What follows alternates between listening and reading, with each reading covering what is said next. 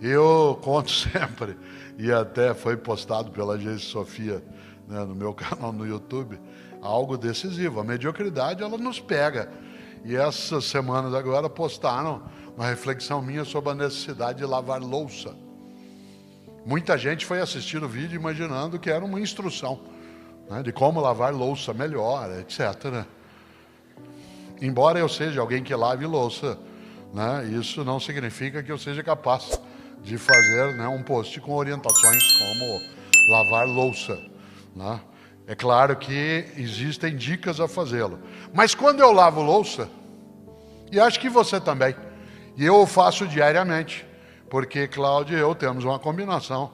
Eu sempre de manhã, quando acordo, lavo a louça, né, que ficou do jantar e faço parte daquilo que é o café da manhã e fica para ela o que é a louça do almoço, que é sempre a mais complicada, porque depois que você almoça, você quer sentar um pouco, né, repousar, cochilar, e aí fica um pouco mais, né, com um encargo maior. Mas uma das coisas que você já fez na vida, e eu faço também, é que quando você vai lavar a louça, dá uma raiva danada de você ter que fazer aquilo. E aí você olha aquilo, olha para lá, tem dia que você fala assim, vou deixar, depois eu lavo. Deixa hoje, junto com a louça de ontem. De repente, você está com uma pilha imensa espalhada e os teus armários estão meio vazios dentro. Você sabe que isso vai te capturando pouco a pouco, porque a gente se habitua com o nojento. A gente se acostuma com o nojento. Assim como ninguém estranha seus próprios aromas, a gente se habitua. Você e eu sabemos disso. Quer ver um exemplo concreto? Quando me mudei para São Paulo, em dezembro de 1967, pouca gente aqui talvez tenha ideia disso. Essa cidade tem muitos rios sob ela. Aliás, nós estamos em cima de um, que é o rio que vem do Pacaembu e vai até o Tietê.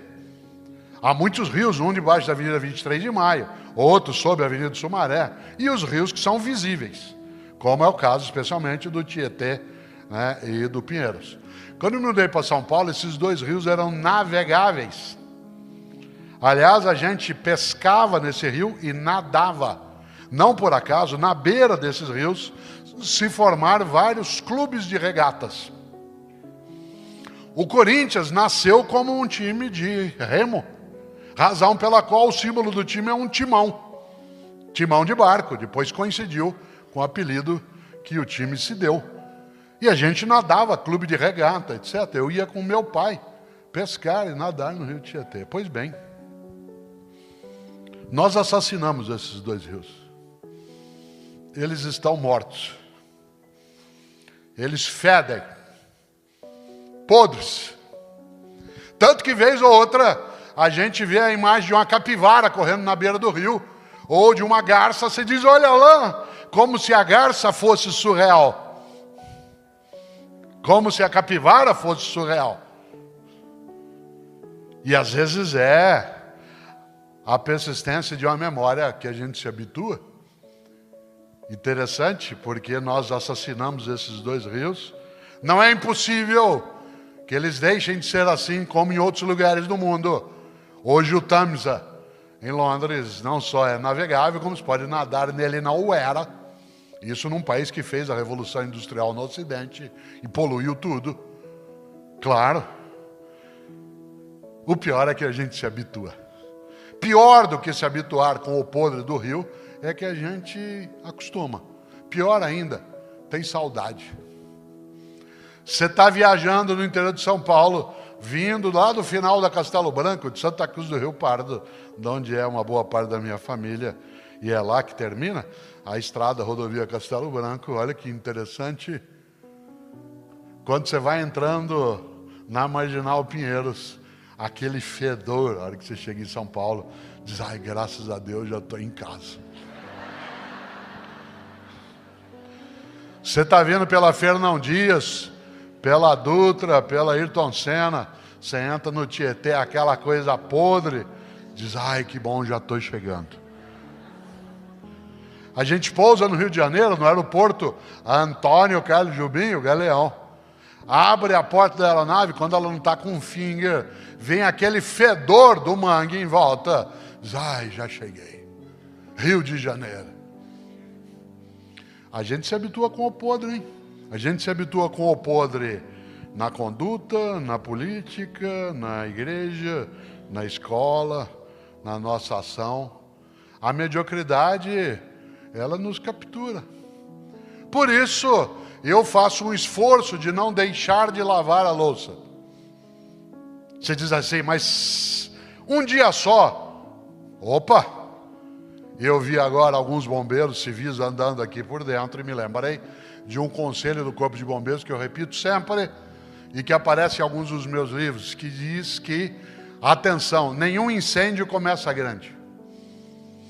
Nenhum incêndio começa grande. Todo incêndio começa com uma faísca, uma fagulha, um disparo. E por isso, é claro que é chato. Eu sei que amanhã, às 4h20 da manhã, eu vou lavar a louça do jantar de hoje e ainda ficarei com a do café da manhã, que Cláudio e eu vamos tomar. Minha vendetta é que ela fica com a do almoço, que tem panelas também. Olha que coisa boa. Por que eu vou lá e lavo? Porque você não acostuma a deixar. Assim como eu posso acostumar a deixar parte das roupas que estou usando pendurado atrás da porta. Ou vai deixando jogado em cima de um mancebo. Ou vai largando. Diz assim, mas isso é obsessão. Não. Como eu digo sempre em vários lugares, a disciplina é a organização da liberdade. A disciplina é a organização da liberdade. Quanto mais disciplinada ou disciplinado você ou fomos, mais livres nós vamos ser, porque nós vamos ter mais tempo para as coisas que de fato têm sentido. Nesta hora, claro que eu vou lavar a louça. E eu não quero. Mas eu faço, porque aliás eu faço várias coisas que eu não quero.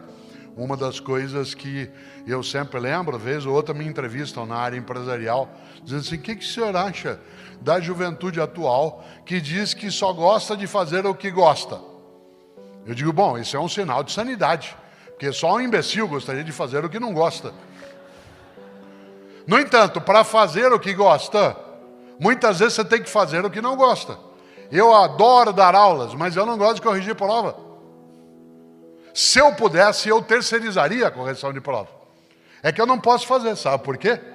Porque uma das coisas que permite que eu saiba como eu estou ensinando é quando eu leio a maneira como as pessoas estão aprendendo. Eu só sei se eu estou ensinando corretamente se eu noto que as pessoas estão escrevendo coisas que eu ensinei de modo correto. Mas é chato. Você corrigir prova significa num domingo à tarde, a família inteira saindo, dando tchau. E você lá, com 200 provas sobre a mesa, 200 redações, 200 textos, em que você vai ler sobre o mesmo assunto nas 200. Com letras inacreditáveis. Parte delas não parece vir do Salvador Dalí, mas do Picasso. É mais que surreal, é dadaísta ao extremo. É cubista como Picasso. Já imaginou? Mas eu preciso fazê-lo. Assim como eu também não gosto de lavar louça. Assim como muitas vezes não se gosta de cuidar de uma criança. Mas é preciso fazê-lo. Porque para você fruir os outros momentos, você precisa ser capaz também, claro, de fazer o que não é tão agradável. Nesta hora, volto.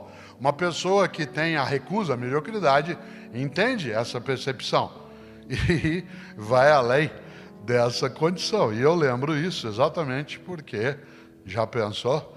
A ideia de eu ter de lavar a louça. E eu lavo.